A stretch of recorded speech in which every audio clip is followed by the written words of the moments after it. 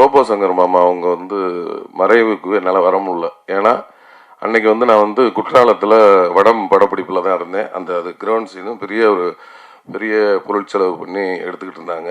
எனக்கு முதல் நாள் இரவு தான் வந்து இந்த மாதிரி தகவல் சொன்னாங்க.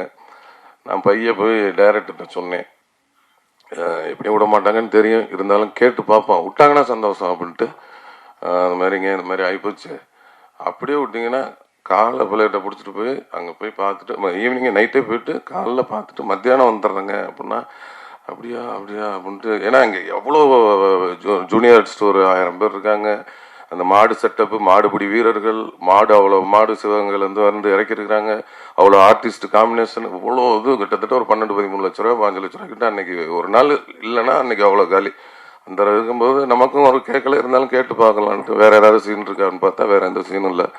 அப்புறம் இல்லைன்னு சொல்லிட்டாங்க. சரி ஓகே அப்படின்ட்டு அடுத்த நாள் ஷூட்டிங்கை கண்டினியூ பண்ணி அடுத்த நாள் என்ன பண்ணிட்டாரு, ஈவினிங் எல்லாத்தையும் இது பண்ணி கூப்பிட்டு டோட்டல் யூனிட்டை கூப்பிட்டு அவருக்கு வந்து ரோபோ அவர்களுக்கு ஒரு பெரிய ஃப்ளக்ஸ் அடித்து கண்ணீர் அஞ்சலின்னு போட்டு பெரிய ஃப்ளக்ஸ் அடித்து அங்கே வச்சு டோட்டல் யூனிட்டையும் கூப்பிட்டு மௌன அஞ்சலி செலுத்தி அன்னைக்கு வந்து அங்கே அந்த ஊர் கிராமத்தில் இருக்க எல்லாத்துக்கும் 500 புடவை எல்லாருக்கும் அவரோட ஞாபகார்த்தமாக கொடுத்து, அப்புறம் அந்த ஏரியாவில் ஃபுல்லாக 2000 மரக்கன்றுகள் ரோபோ சங்கர் மாமா அவர்களோட ஆத்மா சாந்தி அடைகிறதுக்கு 2000 மரக்கன்றுகள் அந்த ஏரியா ஃபுல்லாக ஒரு வாரத்தில் ஊனிட்டாங்க.